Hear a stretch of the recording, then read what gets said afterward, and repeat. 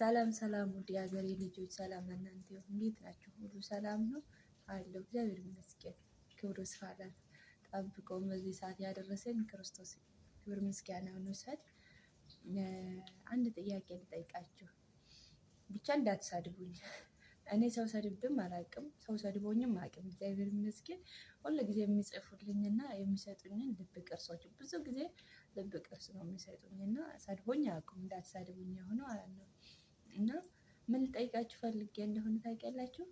እኔ በፊት ኢትዮጵያ ስኖር ማለት ነው ሲከፋኝ ሮጬ ቤተሰብ ጋር ነው የምሄደው። እና እኔ ከልጅነቴ ነው ከእናትና ከአባቴ የተለየሁት። በጣም ትንሽዬ ልጅ ሆኜ ነው ከእናትና አባቴ የተለየሁት።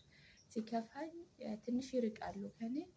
መኪና ካለ በመኪና መኪና ከሌለም ደግሞ ተሻግረን ቤተሰብ ጋር የምንሄደው ወንዝ በጣም ያስፈራል። እኔ ስለምፈራ ማለት ነው። እና ሮጬ ቤተሰቤ ጋር ነው የምሄደው።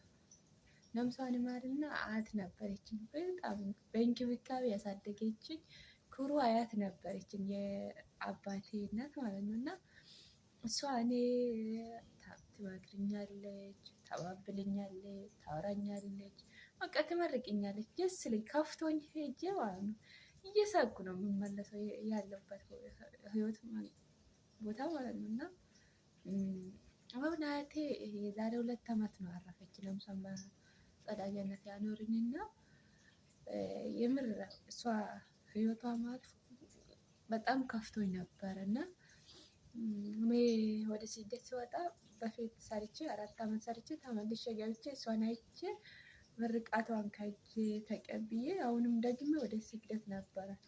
እና ነፍሷን ይማርና አያቴ የፈቀደችኝ 2 ዓመት ብቻ ነበረ። እኔ 2 ዓመት እንዳለፍኩት በ2 ዓመት ከ2 ወር አያቴ አረፈች። 2 ዓመት ካለሽ አታገኝም እዚህ ያለችኝና አያቴ አረፈች። በጣም ነው ከፋኝ፣ በጣም ነው አዘንኩት፣ በጣም ነው ልቤ ጠቆረ። የምር ዛሬ ሳስታውስ ቅርታ ሰው መጣብኝ።